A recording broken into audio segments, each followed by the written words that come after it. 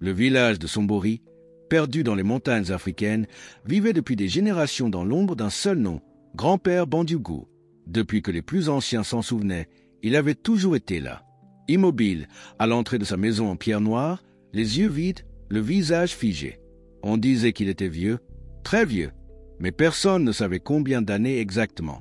Les enfants qui osaient l'approcher devenaient silencieux, leurs yeux s'évanouissaient sous la lourdeur de son regard. Chaque matin, au lever du soleil, il se levait sans aide. Il sortait, fixait l'horizon pendant de longues minutes, puis disparaissait dans l'ombre de sa demeure. Aucun n'avait jamais entendu sa voix. Aucun ne l'avait jamais vu rire.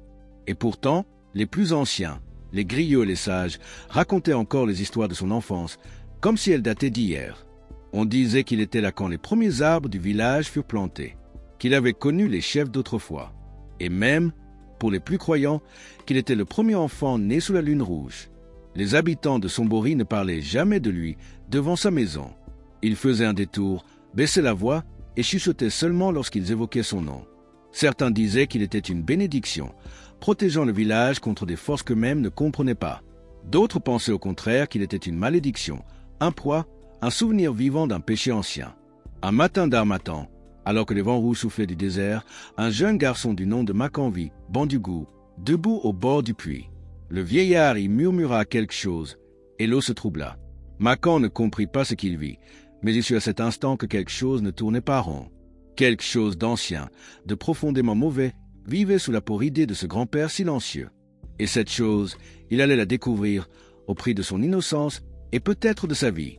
Makan était ce que l'on appelait dans le village un garçon à l'esprit brûlant. Trop curieux pour son âge, trop vif pour son temps. Il posait toujours les questions que les autres n'osaient pas formuler à voix haute. Sa mère, Fatoumata, le grondait souvent. Tu finiras par réveiller les morts avec tes idées. Mais Makan n'avait pas peur des morts. Il craignait plutôt les vivants qui les faisaient taire. Après avoir vu Bandiougou troubler l'eau du puits, quelque chose changea en lui. Le silence habituel de l'air semblait désormais chargé. Les arbres craquaient d'un bois plus sec. Les coqs du village chantaient plus tôt et la nuit tombait plus lentement. Le monde, pour Makan, respirait à un autre rythme. Une nuit, alors que la pleine lune dressait son manteau blanc sur les toits de paille, Makan décida de retourner devant la maison noire. Il s'était muni d'une lampe à huile, d'un vieux tissu ensorcelé que lui avait offert son oncle marabout, et de son courage. Il connaissait les risques. On disait que quiconque osait troubler la paix de Bandiougou n'en ressortait jamais indemne. Il s'approcha de la fenêtre. À l'intérieur, une lueur étrange dansait. Il entendit des mots, prononcés dans une langue qui ne ressemblait à rien de ce qu'il avait entendu. Ce n'était ni le peul, ni le malinké, ni même une langue humaine. C'était guttural, ancien, profond, une voix qui semblait venir de la terre elle-même. Makan aperçut alors Bandiougou, torse nu, assis en tailleur devant un grand miroir noirci. Le miroir ne reflétait rien, ni le feu, ni le vieillard, ni la pièce. Il semblait absorber la lumière. Bandiougou tendit les mains vers le miroir et l'air vibra. Soudain, le feu se teinta de vert et des silhouettes apparurent brièvement dans la brume. Des enfants, des visages. Leurs yeux étaient grands, leurs bouches muettes. Makan recula, trébucha et faillit faire tomber sa lampe. Un souffle de vent glacial s'échappa de la maison. Il courut. Il ne se retourna pas. Cette nuit-là, le garçon ne dormit pas. Chaque fois qu'il fermait les yeux, il revoyait les enfants prisonniers du miroir. Et la voix, toujours cette voix qui disait « Donne pour vivre, prends pour durer ». Quelque chose de très ancien était à l'œuvre. Et Makan, sans le savoir encore, venait d'en briser le silence. Les jours suivants, Makan évita soigneusement le regard des adultes. Il marchait dans le village les yeux baissés, mais l'esprit en feu. Une obsession l'habitait. Il devait comprendre. Il devait savoir ce qu'il avait vu. Était-ce un rêve? Un mirage de lune? Non. Il sentait au fond de son être que ce qu'il avait perçu dépassait les frontières de la réalité ordinaire. C'est dans les murs oubliés de la vieille mosquée que la vérité commença à se dévoiler. Makan y venait souvent pour chercher le calme, mais ce jour-là, quelque chose l'attira vers une alcôve scellée derrière une bibliothèque branlante. En poussant une pierre légèrement déplacée, il découvrit un manuscrit ancien, écrit à la main dans une encre brunie par le temps. Le texte était en arabe ancien, entrecoupé de caractères que même l'imam du village n'aurait su déchiffrer. Mais une partie était claire, traduite à la main. Il fut un homme qui défia la mort. Il marcha jusqu'au fleuve rouge et y fit une offrande. En échange de 1000 jours, Il offrit 1000 souffles. À chaque lune rouge, il devait nourrir l'esprit du pacte. S'il refusait, sa chair se fanerait, et les âmes qu'il avait prises viendraient réclamer leur dû. Macan sentit un frisson parcourir son dos. 1000 souffles, des enfants, des vies. Un nom était inscrit en bas de la page, Bandiou le Rouge. Ce n'était donc pas une légende. Le vieil homme avait fait un pacte. Il avait échangé la mort contre la chair des siens. Ce soir-là, Macan interrogea sa mère, sans révéler tout ce qu'il savait. « Maman, grand-père Bandiou, il avait des enfants, non? Fatoumata Pali. Il en avait, oui, mais ils sont tous morts jeunes. Fièvre, accident, disparition. On n'en parle plus. C'est la volonté de Dieu. » Mais Macan savait. Ce n'était pas la volonté de Dieu. C'était celle d'un homme qui refusait de mourir. Un homme qui sacrifiait sa descendance pour retarder l'inévitable. Un homme dont la vie était nourrie de sang. Il existait une forêt aux abords du village que peu de gens osaient approcher. On l'appelait la forêt du refus. Non pas parce qu'on y interdisait l'entrée, mais parce qu'elle refusait de laisser quiconque en ressortir indemne. On racontait que les arbres y murmuraient entre eux, que les racines se tordaient pour empêcher les pas des intrus, et que ceux qui s'y aventuraient entendaient des voix appelant dans le vent. C'est vers cette forêt que Macan décida de se rendre, une nuit sans lune. Il avait entendu les anciens parler à demi-mot de cette destination mystérieuse que Bandiou visitait à chaque éclipse. Les éclipses étaient rares, mais une était prévue dans 3 jours. Macan voulait comprendre. Il voulait voir ce que le vieil homme allait y chercher. La veille de l'éclipse, il prépara son sac. Une gourde, une poignée de sel, quelques dattes et un collier de protection fabriqué par Amisira, la doyenne du village. Elle avait vu la peur dans ses yeux, et elle avait deviné qu'il marchait vers quelque chose de dangereux. Si tu entres dans cette forêt, Macan, garde ton esprit éveillé. Là-bas, les illusions sont plus réelles que la vérité. Et la vérité fait mal, très mal. Macan acquiesça. Il ne savait pas ce qu'il allait trouver, mais il savait qu'il n'était plus possible de reculer. Le soir de l'éclipse, il suivit les pas invisibles du vieillard. Celui-ci, vêtu d'un grand manteau rouge, marchait sans bruit, comme guidé par une force familière. Macan le suivait à bonne distance, caché entre les troncs, le cœur battant dans sa gorge. Au cœur de la forêt, ils arrivèrent devant un autel de pierre noire, couvert de symboles anciens et de taches rouges encore fraîches. Bandiou se mit à chanter. Une incantation dans cette langue gutturale et ancestrale. Le sol vibra, l'air devint lourd. Les feuilles s'arrêtèrent de bouger. Un silence de mort s'abattit. Puis, surgit de la brume, des ombres apparurent. De petites silhouettes. Des enfants. Leurs yeux étaient creux, leurs mains tendues. Bandiou tendit les bras, comme pour les accueillir. Puis il égorgea un coq noir, versant son sang sur la pierre. Le feu jaillit à nouveau, tournoyant autour de l'autel. Macan eut un haut le cœur. Il comprit que ce rituel n'était pas une légende. C'était réel, et c'était ancien. Le prix de l'immortalité était payé en innocence. Il recula lentement, mais une racine se referma sur sa cheville. Il tomba au sol. Le bruit alerta Bandiou. Le vieux se retourna lentement et leurs regards se croisèrent. Macan vit alors, dans les yeux du vieillard, quelque chose qu'aucun enfant ne devrait jamais voir. Le néant, une absence d'âme, un gouffre sans fin. Mais avant que Bandiou ne puisse bouger, Macan coupa la racine avec un couteau qu'il portait à la ceinture et s'enfuit. Il courut, sans s'arrêter, le souffle court, le cœur en feu, les oreilles pleines de cris d'enfant. Il ne se retourna pas, car il savait que s'il le faisait, il ne sortirait jamais de la forêt du refus. Macan ne parla à personne de ce qu'il avait vu dans la forêt du refus. Pendant plusieurs jours, il erra dans le village comme une ombre, hanté par les chants, les visages d'enfants et le regard vide de Bandiou. Il avait survécu, oui, mais une partie de lui, il le savait, était restée là-bas, figée dans les feuillages éternels. Un soir, alors que le ciel déversait une pluie chaude et lourde sur les toits du village, Macan reçut la visite d'Amisira. La vieille femme, presque centenaire, tenait à peine debout, mais ses yeux étaient aussi vifs que ceux d'un aigle. Elle entra sans frapper. « Tu as vu ce que personne ne devait voir ?» murmura-t-elle. « Il est temps que tu saches. » Elle l'invita à la suivre dans sa case. À l'intérieur, des fioles d'herbe séchées, des fétiches suspendus, des dessins anciens gravés dans la terre battue. Au centre, un foyer rougeoyant. Sira s'assit, ferma les yeux et parla. Il y a très longtemps, avant que nos ancêtres ne bâtissent Sombori, le monde n'était que flux. La vie, la mort, le rêve, le réel, tout se mélangeait. Au cœur de ce chaos vivait une entité que les griots appelaient la mère de toutes les vies. Elle n'était ni bonne ni mauvaise. Elle gardait l'équilibre. Chaque naissance, chaque mort, chaque souffle, elle les connaissait tous. Macan écoutait, suspendu aux lèvres de la vieille. Mais un jour, un homme voulut tromper la mère. Il voulait vivre plus longtemps, aimer plus, posséder plus. Il descendit jusqu'au fleuve rouge et lui offrit son sang, son nom, sa lignée. En échange, il reçut 1000 vies, 1000 ans. Mais le pacte avait un prix. Chaque année, il devait offrir une âme, pure, jeune, pleine de promesses. Et s'il échouait, elle se tut, et son regard se perdit dans le feu.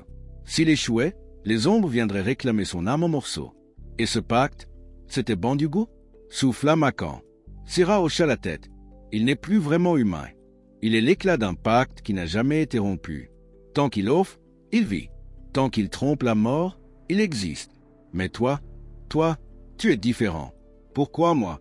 Parce que tu as vu, et parce que tu portes la mémoire des premiers souffles.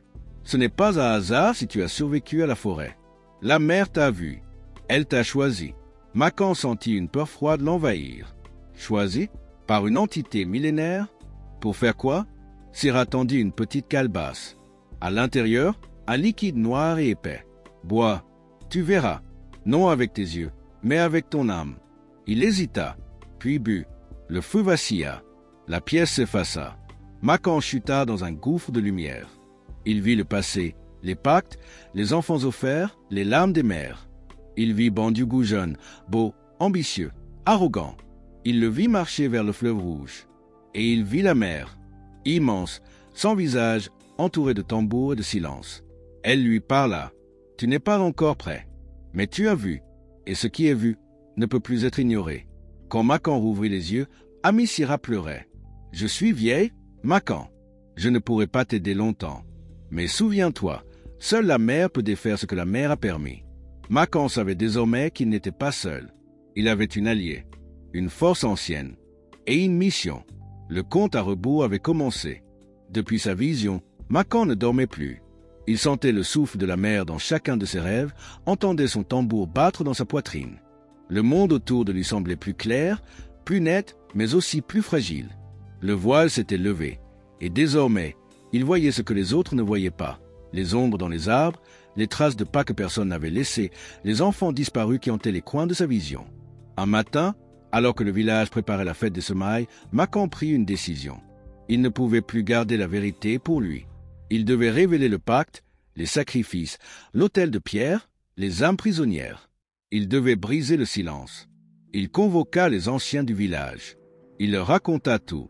L'étrange rituel dans la forêt, le miroir, le manuscrit dans la mosquée, la vision de la mer et la vérité sur l'immortalité maudite de Bandugu.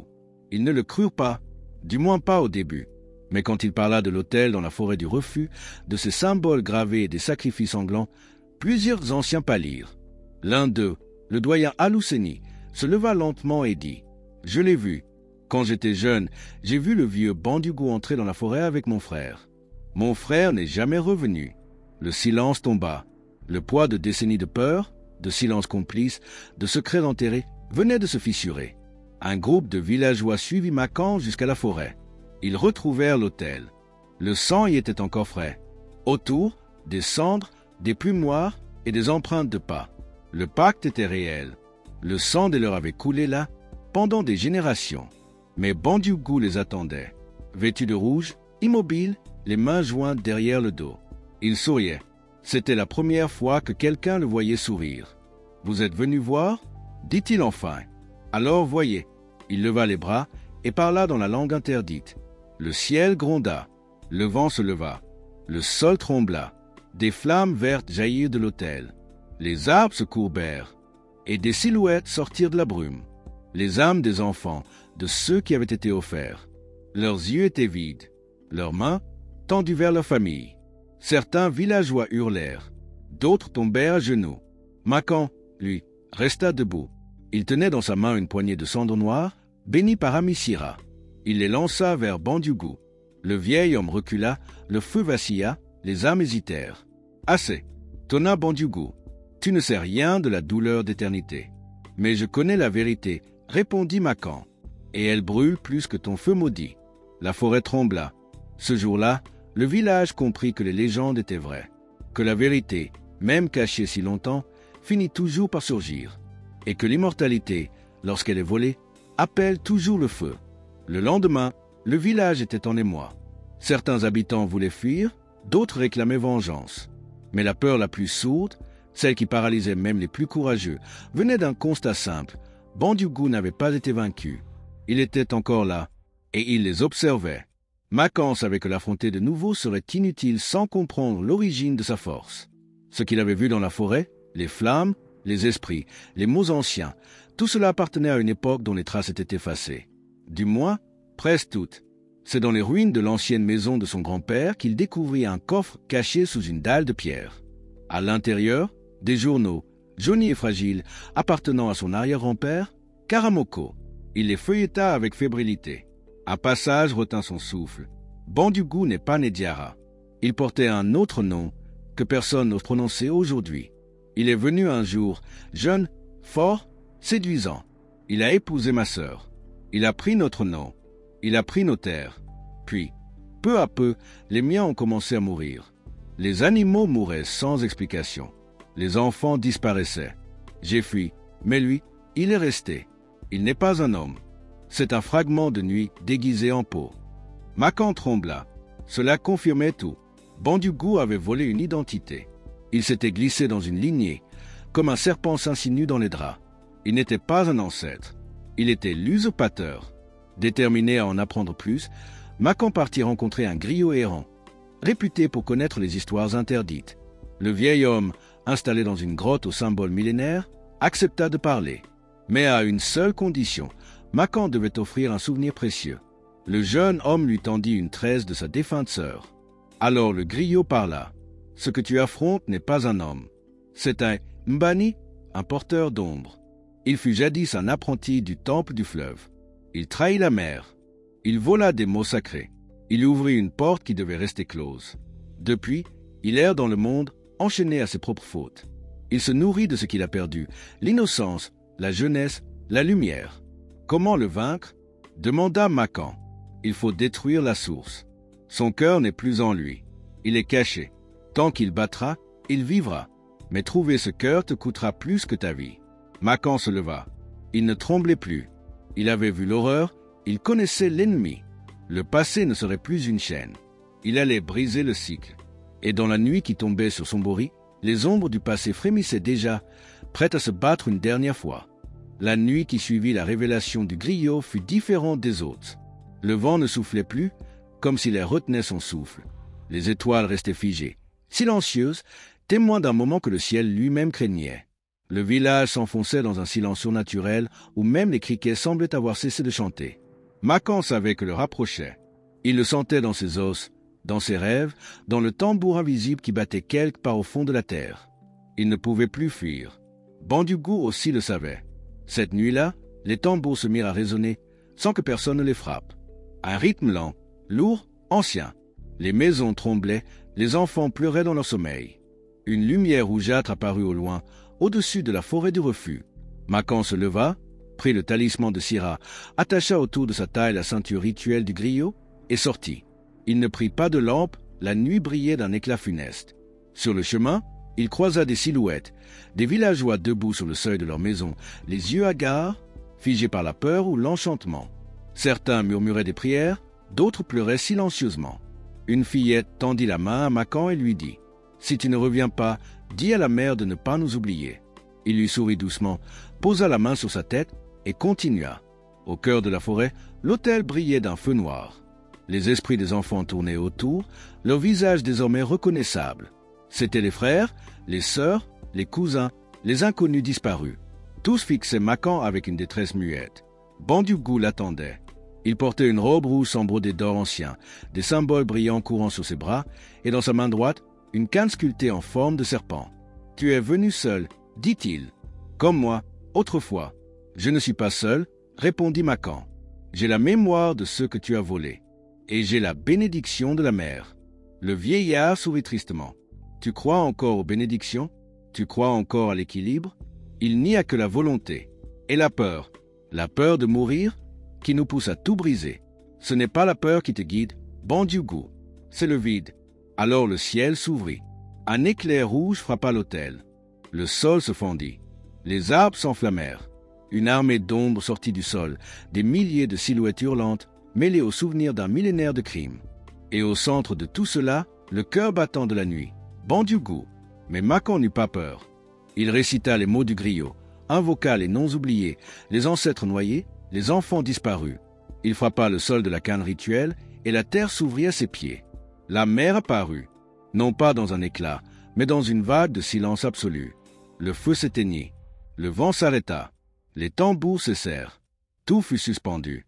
Elle se tenait là, immense, sans visage, faite de lumière et d'ombre. Il a volé 1000 souffles, dit Makon. Reprends ce qui t'appartient. La mer étendit la main. Bandiou-Gu hurla. Les ombres se replièrent. Les esprits des enfants s'élevèrent en un cœur silencieux. Le vieillard tenta de fuir, mais chaque pas le ramenait à sa place. Le cœur maudit, caché si loin, battait de plus en plus vite, puis s'arrêta. Dans un dernier cri, Bandiou-Gu s'effondra. Et avec lui, un siècle d'horreur s'éteignit.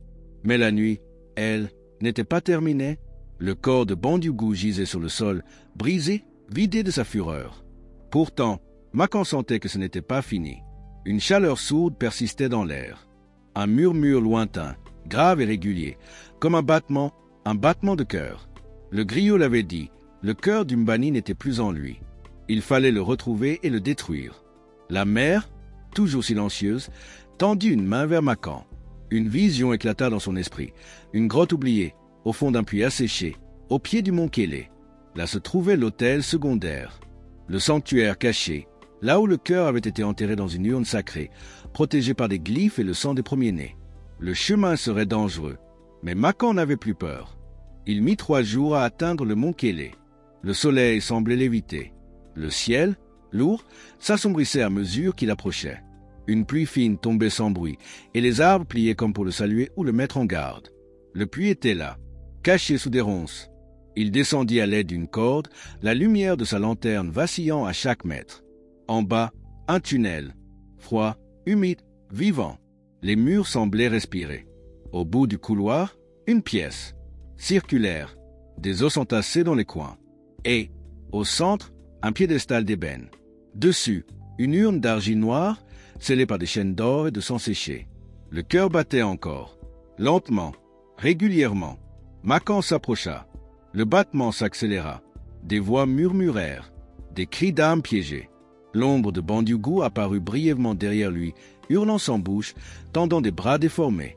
Makon leva la dague de rituel, bénie par le griot, et frappa l'urne. Elle se fendilla. Une lueur verte s'échappa. Il frappa encore. Le cœur se mit à battre plus vite, paniqué. Une 3e fois, l'urne éclata. Un souffle énorme balaya la pièce. Une lumière blanche inonda le tunnel.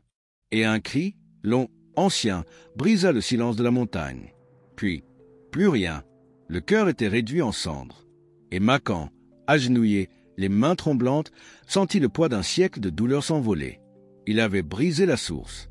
Lorsque Makon ressortit de la grotte, le monde semblait avoir changé. L'air était plus léger, les oiseaux chantaient à nouveau, et le ciel s'était teinté d'un bleu pur qu'il n'avait pas vu depuis des semaines. Il avait survécu, et il avait réussi.